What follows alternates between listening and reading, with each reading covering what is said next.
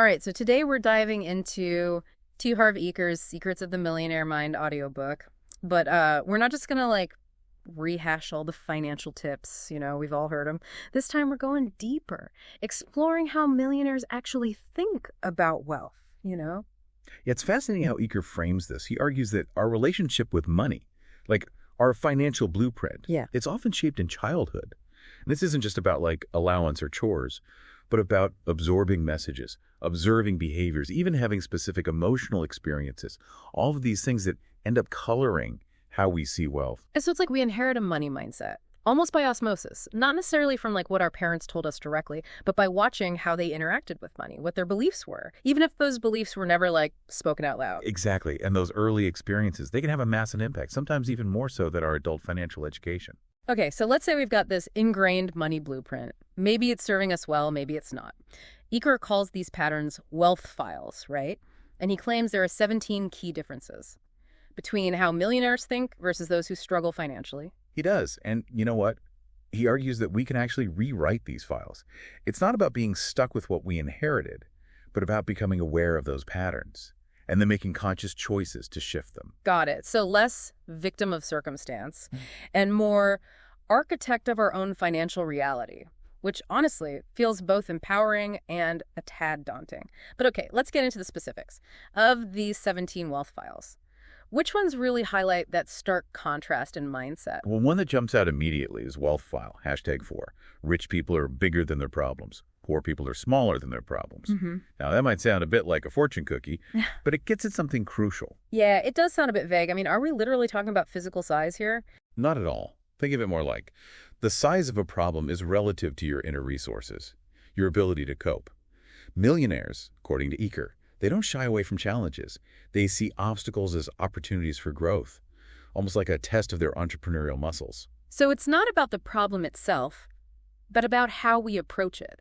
Millionaires see a roadblock and think, challenge accepted. Yeah. While others might see the same situation and feel defeated before even starting. Precisely.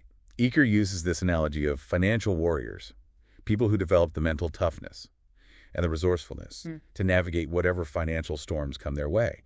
They see themselves as capable of finding solutions, even if those solutions require creativity or taking risks. I like that, financial warrior. It implies a certain level of proactivity, a refusal to be a passive bystander in your own financial life.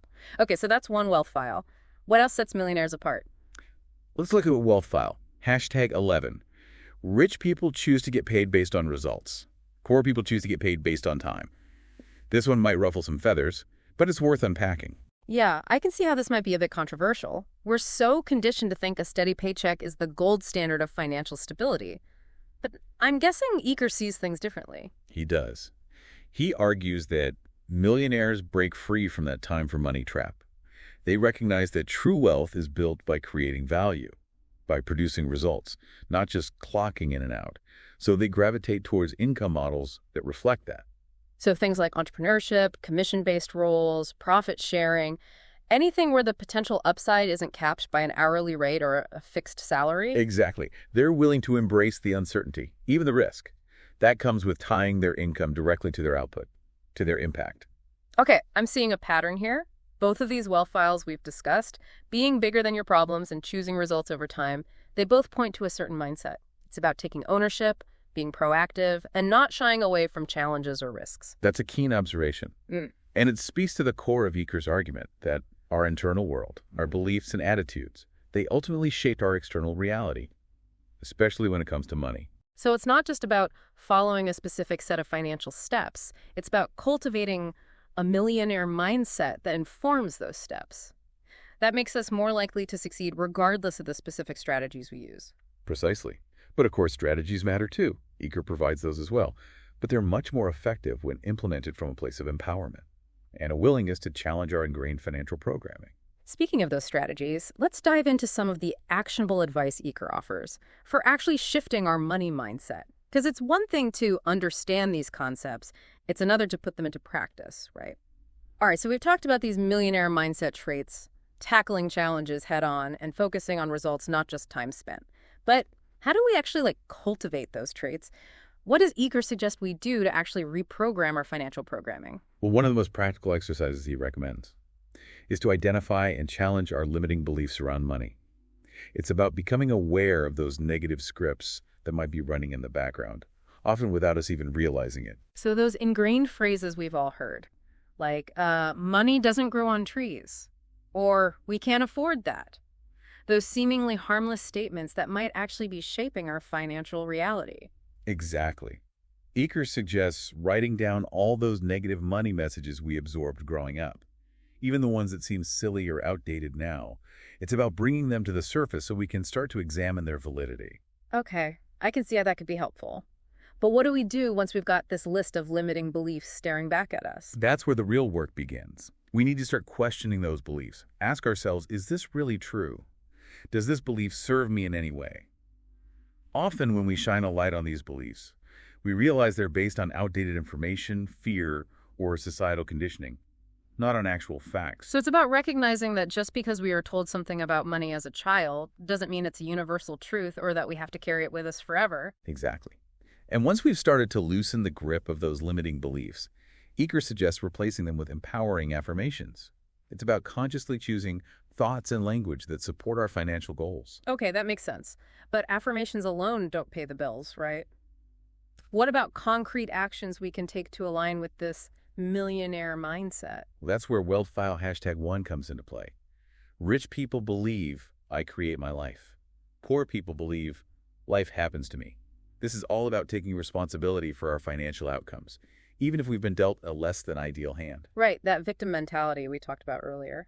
But I think it's important to acknowledge that external factors do play a role. Systemic issues, unexpected events, they can all impact our financial well-being. So how do we balance taking responsibility with acknowledging those external realities? That's a great point.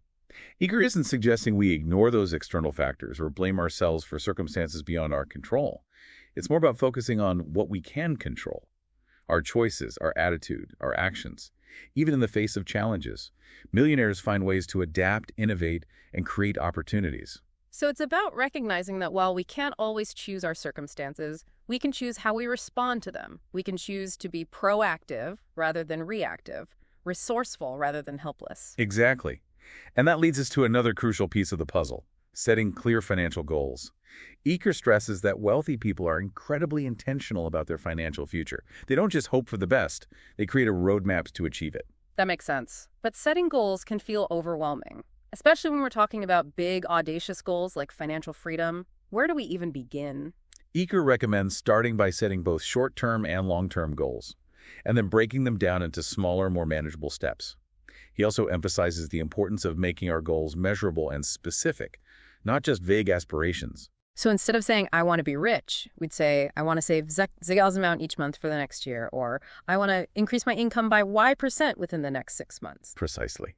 And once we've set those clear, actionable goals, it's all about taking consistent action, even if it's just one small step each day.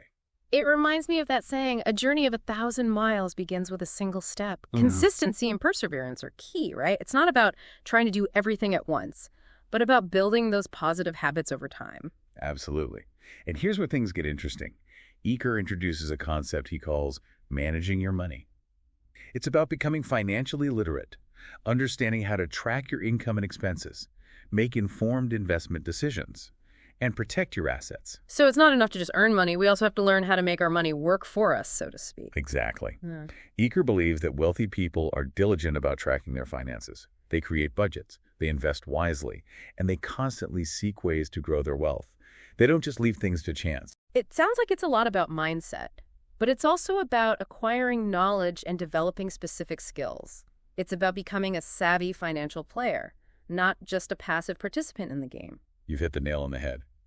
And that brings us to Eker's final, and perhaps most important, wealth file.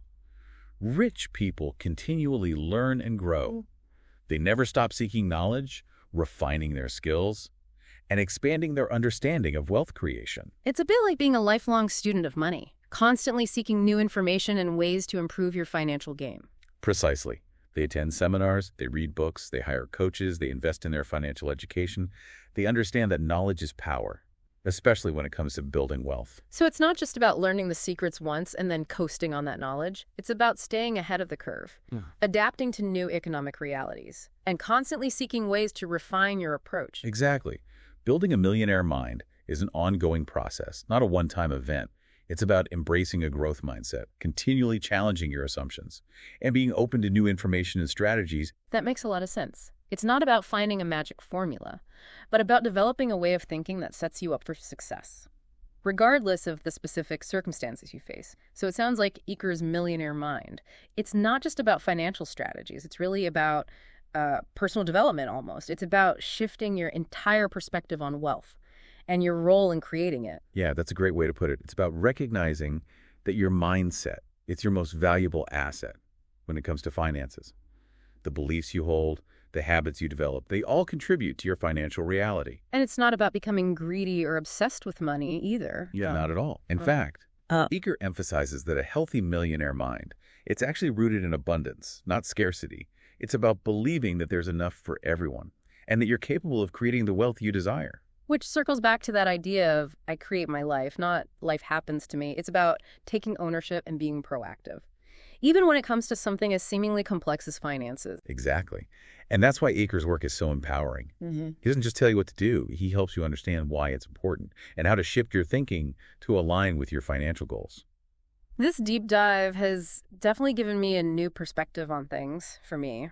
One of the biggest takeaways is that building a millionaire mind, it's an ongoing journey. It's not about reaching a certain net worth and then calling it a day. Absolutely. It's about continuous learning, growth, and adaptation. It's about challenging your assumptions, refining your strategies, and always seeking ways to improve your financial game. And I think it's also about being patient with yourself. It takes time to reprogram those deeply ingrained money scripts and develop new habits. You're right. There's no quick fix here. It's about consistent effort, small steps taken over time, and a willingness to learn from your mistakes. So as we wrap up this deep dive, what's one final thought you'd leave our listener with? Something to really ponder and maybe even take action on today? Well, I'd encourage our listener to think about which of the wealth files we discussed resonated most strongly with them. Which one highlights a belief or a behavior that they're ready to challenge or shift. And then I'd encourage them to take one small step, however small, towards implementing that new mindset. Because even a small step can create a ripple effect, leading to big changes over time, right? Absolutely. And it all starts with that first step. That's it for our deep dive into the millionaire mind. We hope you found this exploration insightful and empowering. Until next time, keep those mental files updated and your financial future bright.